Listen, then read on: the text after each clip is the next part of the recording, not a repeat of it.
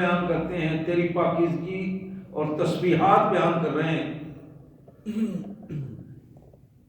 قال انی اعلم ما لا تعلمون، اللہ نے فرمایا جو کچھ میں جانتا ہوں وہ تم نہیں جانتے ہو. سبحان اللہ و بحمدہ، سبحان اللہ العظیم و بحمدہ نستغفر اللہ، یا کریم یا ارحم الراحمین یا ذا الجلال والاکرام.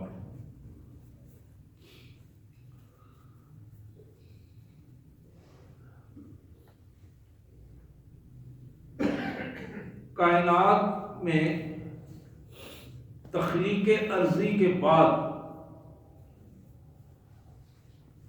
زمین کے بنا لینے کے بعد کائنات کے مالک نے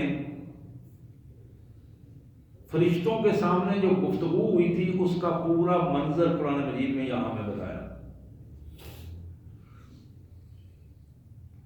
گویا فرشتوں کی تخلیق انسان سے پہلے ہو چکی ہے، زمین کی تخلیق انسان سے پہلے ہو چکی تھی،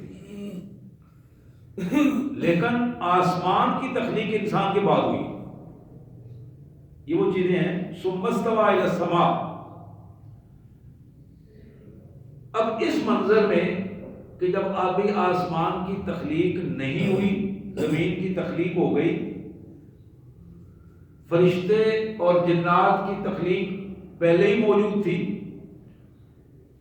ان حالات میں اللہ نے اپنی جو مخلوق میں بہترین مخلوق تھی اس وقت فرشتے، ان کے سامنے اپنے ارادے کا اظہار فرمایا. دوسرے الفاظ میں یہ مشورہ نہیں تھا، یہ فیصلہ تھا مالک کا، مشاورت کی بات نہیں ہوئی. صرف ان کو انفارم کیا ہے کہ انی جاعل فی الارض خلیفہ، کہ میں اس زمین پہ میں اپنا خلیفہ، اپنا نائب بنا رہا ہوں.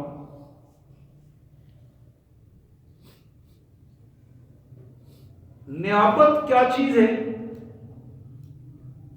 ہم عمومی طور پر اپنے ماحول میں نائب کا مفہوم کیا سمجھتے ہیں اور نائب کو کیا ہونا چاہیے قانونی طور پر، یہ بھی ایک الگ سوال ہے.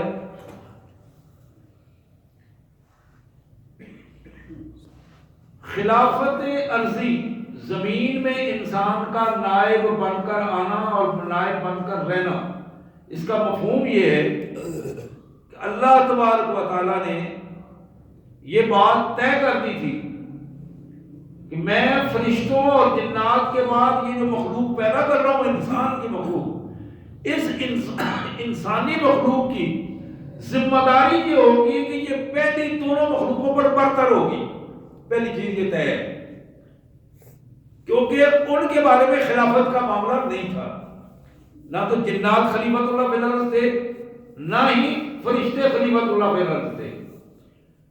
انسان کو اللہ تعالیٰ نے فرشتوں سے بھی افضل قرار دیا ہے، انسان کو اللہ تعالیٰ نے جنات سے بھی افضل قرار دیا ہے. قرآن مجید نے اس کی شہادت بھی، مزید شہادت بھی ہے، لقد خلقنا الانسان فی احسن تقویم. احسن تقویم میں، تخلیق میں، بہترین تخلیقی معاملات میں جو ایک نمونے کی چیز ہے اسے انسان کہا گیا. اب یہ انسان جس کی تخلیق کے بعد اسے اپنا نائب بنا کر اس کا اعلان بھی کر دیا گیا، اس کی ذمہ داری یہ قرار پائی کہ تمہیں اس زمین پر رہنا ہے اور اس زمین پر رہ کر میری مرضی پوری کرنی ہے. جو میں کہوں گا وہ تم نے کرنا ہے. اور نائب کا اصل مفہوم بھی یہی ہوتا ہے، یعنی جو شخص بھی کسی کا نائب ہو، جس کا وہ نائب ہو، جو وہ حکم دے گا وہی وہ کرے گا. اگر وہ اس میں اس کی اجازت کے بغیر ذرہ برابر بھی آگے پیچھے کرتا ہے تو وہ نائب نہیں رہتا بلکہ باغی بن جاتا ہے. اس کی کیفیت بغاوت کی کیفیت ہوتی ہے، اور بغاوت کی صورت میں اس کا منصب اس سے چھن جاتا ہے. پھر وہ دشمنوں کی لائن میں چلا جاتا ہے۔ تو یہاں اس پہلو کو قرآن مجید نے ہمارے سامنے رکھا، اللہ تعالیٰ نے انسان کو نائب بنایا ہے۔ میں نے پچھلی دفعہ غالباً، بلکہ اس سے شاید پچھلی دفعہ سورہ انعام کی آخری آیات میں تلاوت کی تھی، جس میں سب سے آخری آیت سورہ انعام کی، وَهُوَ الَّذِي جَعَلَكُمْ خَلَائِفَ الْأَرْضِ، اللہ جو کائنات کا بادشاہ ہے، مالک الملک ہے، اس نے تمہیں اس زمین میں اپنا خلیفہ بنایا ہے، تمہیں اپنا نائب بنایا ہے۔ تم اللہ کے نائب ہو، تم میں سے ہر شخص اللہ تعالیٰ کا نائب ہے، وہ اس نیابت کی ذمہ داری اس نے ادا کرنی ہے۔ اور ساتھ بتایا وَرَفَعَ بَعْضُكُمْ فَوْقَ بَعْضٍ، اس نیابت میں اس نے مختلف لوگوں کو مختلف ذمہ داریاں دی ہیں، مختلف لوگوں کو مختلف ڈیوٹیز دی ہیں۔ وہ ذمہ داریاں اور ڈیوٹیز جو اس نے تمہیں دی ہیں، درجات لیبلوکم فیما آتاکم، ذمہ داریاں بھی دی، درجات بھی دیے، اور یہ سب کچھ اس لیے کیا تاکہ ہم تمہیں آزمائیں۔ دنیا میں کھل کر یہ سامنے آ جائے کہ مالک نے اپنے نائبین میں سے جس کو جو ذمہ داری دی تھی، اس نے کتنا اس پہ کام کیا، اپنی ذمہ داری کو کتنا ادا کیا ہے، اپنی ذمہ داری کو کتنا ادا کیا ہے۔ حضرات، یہ وہ اہم پہلو ہے جو غور کرنے والا ہے کہ ہمارا یہاں آنے کا مقصد کیا ہے اس دنیا میں۔ کیا اس دنیا میں ہمارے آنے کا مقصد روزی روٹی کے چکر کو سیدھا کرنا ہے؟ جس طرح اکثر یہ لفظ استعمال ہوتا ہے، عام آدمی کہتا ہے بس مجبوری ہے، روزی روٹی کے چکر میں ہے، نماز کیوں نہیں پڑھی تھی، بس جو روزی روٹی کے چکر میں تھے، وہ فلانا کام کیوں نہیں ہوا، عبادات کیوں نہیں ہوئی، وہ آج کیوں نہیں کر سکے، بس یہ دنیا داری ہے، تھوڑا دنیا داری سیدھی ہو جائے تو پھر بعد میں آگے بڑے چیز سوچیں گے کر لیں گے۔ تو یہ بڑا اہم سوال ہے کہ کیا اللہ نے ہمیں اس روزی روٹی کمانے کے لیے اس دنیا میں بھیجا تھا؟ یہ ایک بڑا اہم سوال ہے۔ اس حوالے سے قرآن مجید اس کا جواب دیتا ہے کہ اللہ نے تمہیں روزی روٹی کے لیے یہاں نہیں بھیجا، اس کی ذمہ داری اس نے خود لی ہے۔ تمہاری یہ ذمہ داری نہیں رکھی کہ تم روزی روٹی کے چکر میں، کوشش تمہاری ذمہ داری ہے، لیکن اتنی کوشش جتنی اللہ کے قانون کے اندر رہ کر، ڈسپلن کے اندر رہ کر کوشش تم نے کرنی ہے، لیکن دینا رزق کا اختیار، اس کا ایشو پوائنٹ وہ آسمان پہ ہے۔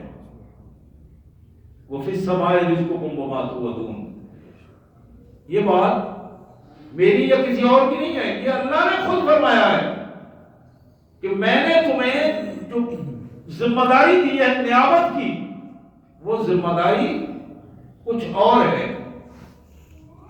ذمہ داری کیا ہے؟ قرآن مجید اس کا بھی اظہار کرتا ہے۔ 27ویں پارے میں اللہ نے فرمایا وَمَا خَلَقْتُ الْجِنَّ وَالْإِنسَ إِلَّا لِيَعْبُدُونَ، یہ آیت کئی دفعہ آپ نے سنی اور پڑھی ہے۔ ہم نے انسانوں کو اور جنوں کو اس لیے پیدا کیا کہ وہ ہماری بندگی کریں، لیعبدون، ہماری بندگی کریں، ہمارے بندے بن کر رہیں۔ گویا یہ اللہ کے نائب کا مقصد تھا، اللہ نے نائب بنایا اور اس کا مقصد یہ متعین کیا کہ وہ ہمارا بندہ بن کر رہے، ہماری بندگی کرے، یہ ہے مقصد۔ اب اس کی ضرورت کیا تھی؟ اس نے کھانا پینا تھا۔ کھانے پینے کے حوالے سے قرآن مجید نے اسے بتایا کہ تمہیں کوشش کرنی ہے، مثبت کوشش کی، یہ بھی تمہاری آزمائش ہے، یہ بھی تمہاری آزمائش ہے کہ تمہیں کوشش کرنی ہے کہ مثبت انداز میں تم اپنی رزق کا بندوبست کرو، لیکن یہ یاد رکھو کہ وہ تمہاری کوشش میں منحصر نہیں ہے، وہ اللہ کے فیصلے میں منحصر ہے۔ اللہ یبسط الرزق لمن یشاء یقدر، یہ اللہ کی مرضی ہے وہ جس کو زیادہ رزق دے یا کم رزق دے. ورنہ اگر محنت پہ رزق ہوتا تو پھر وہ مزدور جو 8 گھنٹے اینٹیں اٹھاتا ہے اور گارا اٹھاتا ہے اس کی محنت پر اس کو رزق زیادہ ملتا. بلکہ مستری سے زیادہ مزدور کو پیسے ملنے چاہیے تھے، کیونکہ مستری سے بھی زیادہ ٹف کام جو ہے اس کا ہوتا. بالکل اسی طرح اور بہت سارے ایسے کام. لیکن یہ معیار کیا ہے؟ یہ صرف کائنات کے مالک نے اپنے پاس رکھا ہے. وہ جانتا ہے کہ کس کو میں نے کب کیا دینا ہے. تو میں یہ عرض کر رہا تھا یہاں 2 پہلو ہماری ذہن میں رہنے چاہیے. ایک پہلو یہ ہے کہ ہمیں اس کائنات میں اللہ نے اپنا نائب بنا کے بھیجا ہے، اور نائب بنا کے بھیجنے میں ہماری ڈیوٹی یہ لگائی ہے کہ تمہیں اللہ کا نائب ہونے کی حیثیت سے اللہ کا بندہ بن کر رہنا، بندگی یہ رب کرنی ہے. دوسری بات یہ ہے اس کے مقاصد کا تعین، بندگی یہ رب اس کے مقصد کو متعین کیا ہے. اس پہ ابھی بات کریں گے کہ بندگی رب کیا ہے. لیکن اس سے اگلا پہلو اس کی ضرورتیں. اللہ تبارک و تعالیٰ نے فرمایا کہ ضرورتوں کا تعین بھی میں کروں گا اور ضرورتیں پوری بھی میں کروں گا. تمہارا کام کیا ہے؟ تمہارا کام یہ ہے کہ اللہ کی بندگی کرتے ہوئے اللہ کی حضور رابطے میں رہنا، اور جس چیز کی ضرورت ہے اپنے مالک سے مانگو، اللہ تعالیٰ تمہارے لیے آسانیاں پیدا کرے گا. تیسرا پہلو تھا خواہشات کا. مقصد کا بھی تعین ہو گیا، ضرورتوں کا بھی تعین ہو گیا. خواہشات کا مطلب یہ ہے کہ بندہ اپنی نفسانی خواہشات، جو کچھ دل میں آتا چلا جائے، بندہ دوسرے کو ادھر ادھر دیکھ داکھ کے اپنی خواہشات بڑھاتا چلا جائے. یہ بھی چاہیے، یہ بھی چاہیے، گاڑی چاہیے، گھر چاہیے، اور گھر میں فلاں سہولتیں چاہیے. یہ سارے پہلو جو خواہشات کے حوالے سے ہے، خواہشات کا ایک انبار ہے. اور جو بندہ خواہشات نفس کا شکار ہوتا ہے، اللہ کے رسول صلی اللہ علیہ وسلم نے فرمایا وہ بندہ حق سے دور ہوتا چلا جاتا ہے. بندہ مومن جس کو اپنی ضرورت کے تحت اپنا نیابت کرنی ہے، اس کی پوزیشن اور ہے. جو خواہشات کے بلبوتے پر کیے گا اس کا ڈوبنا لازم ہے. جو ضرورت کو پورا کر کے مقاصد کا متعین کر کے مقاصد کے پیچھے اپنے آپ کو لے جائے گا، وہ اپنے مقصد میں کامیاب ہوگا، اور اس کی زندگی اس دنیا کی اور آخرت کی دونوں زندگیاں کامیاب ہوگی.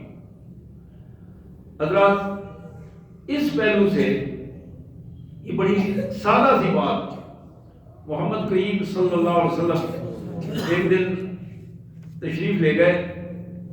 بنو عمر بن عوف رضی اللہ تعالیٰ عنہ، یہ انصار کا قبیلہ تھا، اور انصار کے جو بڑے بڑے مالدار لوگ رہتے تھے وہ بنو عمر بن عوف قبیلے میں ایک سائٹ پہ رہتے تھے. نبی رحمت صلی اللہ علیہ وسلم ایک دن وہاں تشریف لے گئے. انصار سارے اکٹھے ہو گئے، بیٹھے. آپ نے خطبہ ایک ارشاد فرمایا، ان سے گفتگو فرمائی. فرمایا کہ جماعت انصار، ہم نے دیکھا ہے تمہاری عادات یہ تھی کہ تم خاندانی طور پر اچھے لوگ تھے. اسلام کو قبول کرنے سے پہلے تمہارے ہاتھ اس وقت بھی بڑے کھلے تھے، اور کھلے ہاتھ سے تم صدقہ کرتے تھے، اور لوگوں کے ساتھ تعاون کرتے تھے کھلے ہاتھ سے.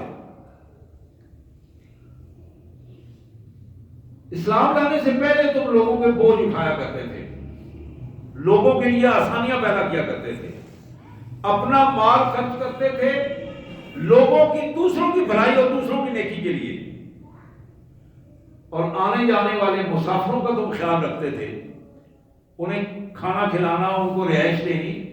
یہ کام تمہارے اسلام سے پہلے تھے. نبی رحمت صلی اللہ علیہ وسلم نے فرمایا کہ تم بتاؤ اللہ نے تم پر احسان کیا، اور اس احسان کے ساتھ اللہ تعالیٰ نے تمہیں اسلام کو قبول کرنے کی توفیق عطا فرمائی. اسلام کی قبولیت میں اللہ نے ایک اور تم پر احسان یہ کیا کہ اپنے نبی کو اسپیشل تمہارے پاس بھیجا۔ اب ان حالات میں حضور نے فرمایا کہ ان حالات میں تمہارے لیے کیا پوزیشن ہے کہ تم نے اپنے ہاتھوں کو سمیٹنا شروع کر دیا ہے، ان حالات میں تم نے اپنے نیکیوں کو کم کر دیا ہے، ان حالات میں تم نے لوگوں کا بوجھ اٹھانا کم کیا ہے۔ وہ رویے جو تمہارے جاہلیت میں تھے اور اسلام سے پہلے کے رویے تھے، اب ان رویوں میں نسبتاً کمی آ گئی ہے۔ اب یہ وہ جملے تھے جو نبی رحمت صلی اللہ علیہ وسلم نے جب ارشاد فرمائے، حدیث میں آتا ہے کہ صحابہ کرام کے دل اتنے شدید نرم ہو گئے کہ نبی رحمت صلی اللہ علیہ وسلم کی اس گفتگو کے بعد آپ نے فرمایا کہ تمہارے باغات میں، تمہاری فصلوں میں اگر کوئی جانور کوئی چیز کھا لے تو وہ تمہارے لیے صدقہ جاریہ بن جائے۔ تمہارے باغات میں سے اگر کوئی گزرتا ہوا فرد کوئی چیز کھا لے اپنی مسافر ضرورت کے تحت تمہاری اجازت کے بغیر، وہ تمہارے لیے صدقہ جاریہ بن جائے۔ حدیث میں آتا ہے کہ وہ انصار اٹھے اور جن جن لوگوں نے اپنے باغات کے ارد گرد چار دیواریاں بنائی تھی اور دروازے لگائے ہوئے تھے، باڑیں بنائی ہوئی تھی، سب نے جا کے اپنی باڑیں اکھیڑ دی، اکھیڑ کر ایک سائڈ پہ رکھ دی۔ 30 دروازوں کے باغات، اب ذرا اندازہ کر سکتے ہیں کہ وہ کتنا بڑا باغ ہوگا۔ ایک باغ جس کے 30 دروازے لگائے ہوئے تھے، مالک نے 30 کے 30 دروازے توڑ کر اسے ایک سائڈ پہ رکھ دیے اور اس نے کہا یہ بالکل اوپن ہے، باغ ہے، جو بھی اپنی ضرورت کے مطابق اسے لے سکتا ہے، کھا سکتا ہے، کسی کو کوئی رکاوٹ نہیں ہے۔ حضرات، حقیقت میں جب بندہ مومن کی اصل شناسائی ہوتی ہے اپنے نظریے سے، تو پھر اسے نہ اپنے مال کی کمی کا احساس ہوتا ہے اور نہ اسے اپنی ضرورتوں کے بڑھاوے کا احساس ہوتا ہے۔ وہ مال جب اس کا اللہ کی رضا کے لیے لگتا ہے، اللہ کے لیے صرف ہوتا ہے، اللہ کے بندوں میں صرف ہوتا ہے، تو پھر اس کا وہی مال 1 گنا نہیں، کئی گنا نہیں، کئی 100 گنا اللہ تعالیٰ بڑھا کے اسے پیش کرتے ہیں اور اس کے لیے کوئی پریشانی کی کیفیت نہیں رہتی۔ اور حضرات، یہ وہ عملی پوزیشن ہے کہ جب بندہ اپنے آپ کو خواہشات کا بندہ بناتا ہے تو پھر وہ اپنا ہاتھ سمیٹنا شروع کرتا ہے۔ جب آدمی اپنی ضرورتوں کو خود پورا کرنے کی کوشش کرتا ہے، نتیجتاً وہ اپنا ہاتھ سمیٹتا ہے عام لوگوں کے تعاون کے سلسلے میں، لیکن عام لوگوں سے تعاون کے سلسلے میں ہاتھ کو سمیٹنا اس کے لیے اللہ کی طرف سے ہاتھ سمیٹنے کا موجب بن جاتا ہے۔ محمد کریم صلی اللہ علیہ وسلم کی ایک حدیث مبارک، یہ سنن ابن ماجہ کی روایت ہے، جناب عبداللہ بن عباس رضی اللہ تعالیٰ عنہ بیان کرتے ہیں کہ نبی رحمت صلی اللہ علیہ وسلم نے فرمایا، الخیر اسرع الی البیت الذی یوکل فیہ من السفرۃ الی سلام البعیر۔ ایک اونٹ کو گرا کر اس کو ذبح کرنے والے فرد کی چھری جتنی تیزی سے اس کی کوہان تک پہنچتی ہے، اس سے زیادہ تیزی کے ساتھ اللہ تبارک و تعالیٰ اس بندے کو اجر عظیم عطا فرماتے ہیں جس کے دسترخوان سے لوگ کھانا، اللہ کی رضا کے لیے لوگ کھانا کھاتے ہیں، جس کے دسترخوان سے لوگ اللہ کی رضا کے لیے کھانا کھاتے ہیں۔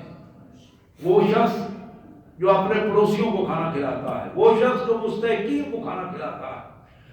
کھانا کھلانا اتنا بڑا موجب اجر ہے، اللہ کے رسول صلی اللہ علیہ وسلم نے فرمایا کہ وہ لوگ جو راتوں کو اٹھ کر عبادت کریں اور لوگوں کو اللہ کی رضا کے لیے کھانا کھلائیں، یہ کائنات میں وہ لوگ ہیں جو کائنات کا مغز ہیں، جو اللہ تبارک و تعالیٰ کو سب سے زیادہ پسندیدہ لوگ ہیں۔ اپنے دسترخوان پر افراد کو بلانا اور اس دسترخوان کو وسیع کر دینا اللہ کی رضا کے لیے، یہ کمال قسم کی صفت ہے۔ اور دسترخوان میں بخل کا شکار ہونا اور پریشان ہو جانا کہ کھانے کا وقت ہے، فراں آ گیا ہے، اب کیا ہوگا، یہ کیفیت جس گھر میں جتنے افراد میں پائی جائے، یہ زیادہ سے زیادہ ان افراد کی نیکیوں کو تباہ کر دینے والی بات ہے، ان کی نیکیوں کی اہمیت کو ختم کر دینے والی بات ہے۔ اسی طرح محمد کریم صلی اللہ علیہ وآلہ وسلم نے اپنے انداز میں ایک بڑی خوبصورت بات سنن ابو داؤد میں جناب حسن بن علی رضی اللہ تعالی عنہما، باپ بیٹے دونوں پر اللہ راضی ہو، دونوں کے درجات بلند فرمائے، دونوں ہمارے امام ہیں، دونوں ہمارے بزرگ ہیں۔ جناب حسن بن علی رضی اللہ عنہ نے اپنے نانا سے یہ روایت کی ہے، اذا اراد اللہ بقوم خیرا ولا امرهم الحکماء وجعل المال عند السمحاء۔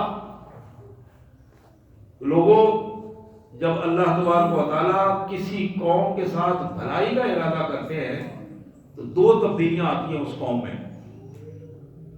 دو تبدیلیاں۔ پہلی تبدیلی یہ آتی ہے واللہ امرهم الحکماء، اللہ تعالیٰ اس قوم کے حکمرانوں کو عقل مند بنا دیتے ہیں، عقل مند حکمران اس قوم کو عطا کرتے ہیں، سمجھ بوجھ والے حکمران۔ یہ نہیں کہ 3 سال بعد وہ کہیں گے مجھے تو پتہ ہی نہیں چل سکا، میں تو سمجھ نہیں سکا کہ معاملہ کہاں تک پہنچا تھا، یہ کرنا کیا تھا۔ یعنی ایسے افراد کے قوموں کے معاملات میں ڈیسیژن کرنے والی جگہ پہ بندہ بیٹھا ہو، اور جب ڈیسیژن کرنے کا وقت گزر جاؤ گے تو مجھے تو پتہ ہی نہیں چلا، وہ پنچایت تو تھی لیکن میں پہلی دفعہ پنچایت میں آیا تھا، میں اب کیا کرتا کر نہیں سکا۔ یہ کسی ایک بندے کی بات میں نہیں کر رہا، میں ایک عمومی رویہ آپ کے سامنے رکھ رہا ہوں۔ ہماری جب قومی عادات اس طرح بدل جاتی ہیں، اور یہ قومی عادات ہمارے عام قسم کے عادات ہیں، جو معاملے کو ہاتھ میں لے لیا اور بعد میں کہا بس نکل گیا ہاتھ سے، اب کیا کریں، اچھا جی پھر کبھی موقع ملا تو پھر اس طرح کریں گے۔ یہ اللہ کا بہت بڑا عذاب ہے اس قوم پر، اس گھر پر اللہ کا عذاب ہے کہ جس گھر کے سربراہ کو عقل کی بجائے بے وقوف کسی بندے کو، بندہ اس گھر کا سربراہ بے وقوفی کی کیفیت میں بن جائے، کسی برادری کا سربراہ اگر کوئی بے وقوف بنا دیا جائے تو اس برادری پر اللہ کا عذاب آ جاتا ہے، اس خاندان پر اللہ کا عذاب آتا ہے، اس ملک پر اللہ کا عذاب ہوتا ہے کہ جس ملک میں کوئی حکمران بے وقوف اس ملک کا کر دیا جائے۔ تو یہاں اس بات کو بتایا کہ اذا اراد اللہ بقوم خیرا، جس قوم کے ساتھ اللہ تعالیٰ خیر کا ارادہ فرماتے ہیں، واللہ امرهم الحکماء، اللہ تعالیٰ اس قوم کے حکمرانوں کو عقل مند بنا دیتے ہیں، اس قوم کو عقل مند حکمران عطا فرماتے ہیں۔ وجعل المال عند السمحاء، اور اس کے جو تاجر لوگ ہیں، مالدار لوگ ہیں، اللہ تعالیٰ ان کو سخاوت کا درجہ عطا فرما دیتے ہیں، سخاوت کی صلاحیت عطا کر دیتے ہیں۔ وہ اپنے مال کو لوگوں کے لیے خرچ کرتے ہیں، لوگوں کے لیے لٹانے کی کوشش کرتے ہیں، کماتے ہیں اور ان کے ذہن میں ہے کہ یہ اللہ کی امانت ہے، اور پھر اللہ کی امانت کو اللہ کی مرضی کے مطابق اللہ کے بندوں تک پہنچاتے ہیں۔ وَإِذَا أَرَادَ اللَّهُ بِقَوْمٍ شَرًّا، جب اللہ تبارک و تعالیٰ کسی قوم کے ساتھ اس کو سزا دینے کا فیصلہ کرتے ہیں، اس قوم کو قابو کرنے کا فیصلہ کرتے ہیں، تو پھر کیا ہوتا ہے؟ وَاللَّهُ أَمْرُهُمُ السُّفَهَاءُ، اللہ تعالیٰ اس قوم کی قیادت بے وقوف لوگوں کے ہاتھوں میں دے دیتے ہیں۔ وَاللَّهُ أَمْرُهُمُ السفہاء، بے وقوف لوگوں کو اس قوم کا قائد بنا دیتے ہیں۔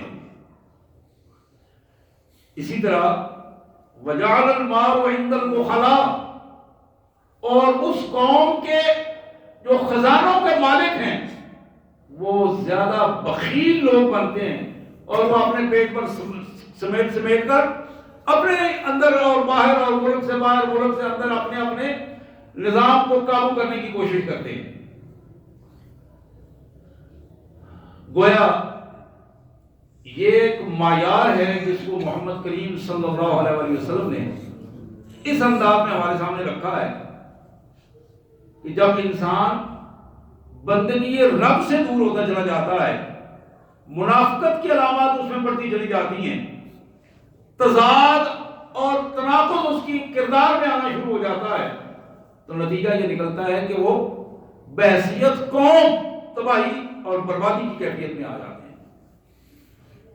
اور جس شخص نے، جس فرد نے اپنے آپ کو اللہ کا بندہ ثابت کر دینا ہے اور اپنے آپ کو اللہ تبارک و تعالیٰ کا بندہ ثابت کر کے یہ ثابت کرنا ہے کہ میں بندگی رب کے حوالے سے اللہ کی دی ہوئی اس خلافت اور نائب ہونے کی ذمہ داری ادا کرتے ہوئے اپنے آپ کو اس انداز میں پیش کر رہا ہوں کہ میں اللہ کا نائب ہوں، اللہ کی دی ہوئی ذمہ داریوں کو ادا کرنے والا ہوں، تو پھر اس کی پوزیشن کچھ اور ہوتی ہے۔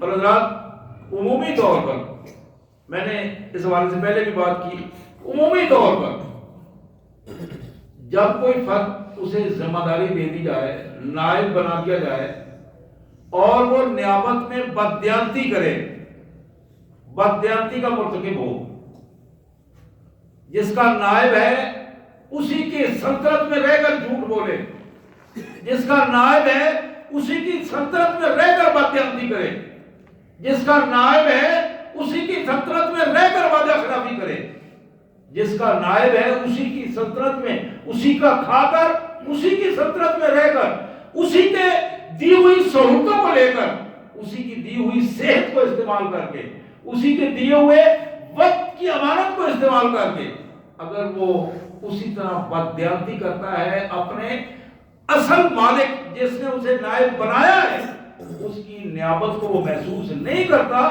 تو یہ وہ ذلت اور رسوائی والی بات ہے۔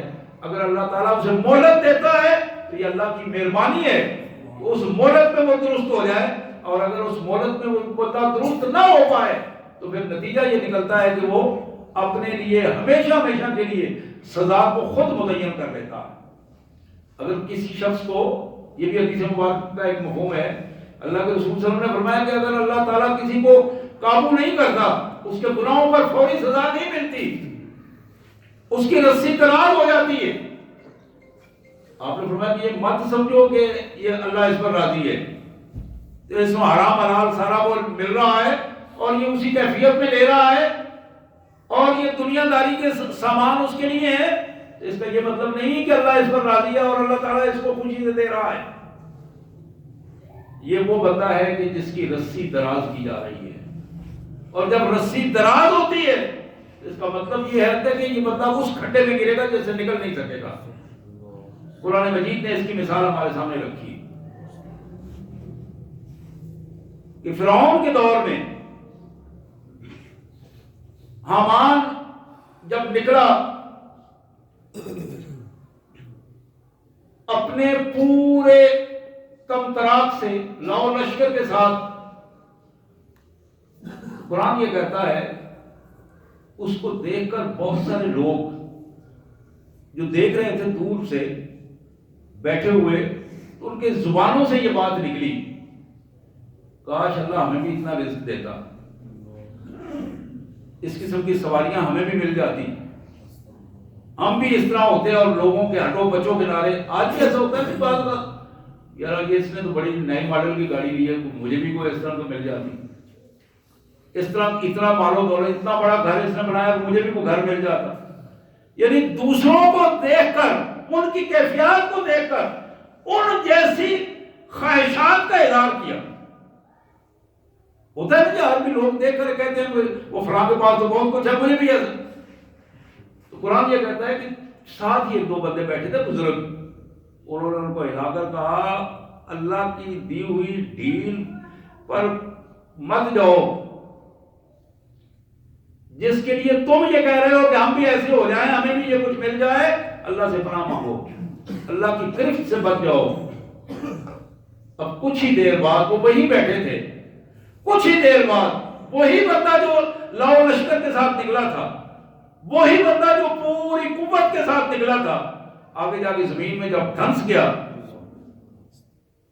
تو پھر انہی لوگوں نے وہیں کانوں کو ہاتھ لگا کے کہنے لگے یا اللہ معاف کر دے، یا اللہ معاف کر دینا، یا اللہ ہمیں اس جیسا نہ بنانا، یا اللہ ہمیں اس جیسی مال و دولت کی ضرورت نہیں ہے، ہمیں اس جیسے اختیار اور اقتدار کی ضرورت نہیں ہے۔ تو یہ معیار یہ نہیں ہے کہ کس کے پاس دنیا داری میں کیا کچھ ہے، معیار یہ ہے کہ وہ اللہ کے نائب ہونے کا کتنا حق ادا کرتا ہے، اللہ کی بندگی میں کتنا حق ادا کرتا ہے، اپنے آپ کو اللہ کے حضور کتنا ڈسپلن والا ثابت کر دیتا ہے۔ اصل معیار یہ ہے، اس معیار کو اگر وہ اپنے اندر زندہ رکھے گا تو پھر اللہ کے ہاں وہ اس اللہ کی گرفت سے بچ سکے گا۔ لیکن یہاں دنیا میں رہتے ہوئے اللہ کی طرف سے مہلت مل جانا، بندے کو ڈھیل ملنا، اور ڈھیل مل کر بات یہ ہوتا ہے کہ مہلت ملی ہے اور بندہ اللہ کا شکر ادا کر کے استغفار کر کے اپنے آپ کو درست کر لیتا ہے۔ جب استغفار کر کے درست کرتا ہے اللہ تعالیٰ پھر اس کے لیے اپنی رحمتیں کو اور انعام فرماتے ہیں۔ لیکن جو بندہ اس اللہ کی دی ہوئی مہلت کو اپنے اوپر نعوذ باللہ مہربانیاں سمجھتا ہے تو اس کا نتیجہ کیا نکلتا ہے؟ اس کا نتیجہ نکلتا ہے کہ وہ بندہ گھرتا چلا جاتا ہے۔ جب چاروں طرف سے گر جاتا ہے تو پھر وہ ایسی بدترین گرفت کا شکار ہوتا ہے جس سے وہ کسی صورت میں نکل نہیں پاتا۔ تو یہاں اس کیفیت میں یہ صورتحال آج من حیث القوم اور من حیث الفرد ہم اس بات کو جب دیکھتے ہیں تو ہمیں اس کا ادراک ہو جانا چاہیے کہ آج ہمارے ساتھ کیا ہے اور ہمارا رویہ اپنے ساتھ کیا ہے۔ اللہ نے ہماری نافرمانیوں کے باوجود، ہماری اجتماعی غلطیوں کے باوجود، انفرادی غلطیوں کے باوجود اللہ نے ہماری روزی بند نہیں کی، اللہ نے ہمارا سانس بند نہیں کیا۔ اس نے باوجود اس کے کہ ہم اس حد کو کراس کر کے آگے نکل چکے ہیں، اللہ نے ہمیں ہمارے ٹانگیں توڑ کر ہمیں پھینک نہیں دیا، اللہ نے ہمارے گلے کاٹ کر ہمیں پھینک نہیں دیا۔ اس کے باوجود اس نے اچھی صحت، اچھی زندگی اور مہلت دی ہمیں کہ تم سمجھ جاؤ، بچ جاؤ، تم اپنے اس نائب ہونے کا ابھی بھی تمہیں ادراک ہو جائے، ابھی بھی بات سمجھ جاؤ تو تم واقعتاً اللہ کی رحمت کے مستحق ہو سکتے ہو۔ اللہ سے دعا ہے اللہ تبارک و تعالیٰ یہ شعور ہمیں عطا فرمائے کہ ہم شعوری طور پر یہ بات سمجھ سکیں کہ ہم اللہ کے نائب ہیں، اللہ کے ذمہ دار بندے ہیں، اور ہمیں یہ تھوڑا سا وقت جو دنیا میں ملا ہے اس ذمہ داری کو ہم نے ادا کرنا ہے۔ وآخر دعوانا ان الحمد للہ رب العالمین۔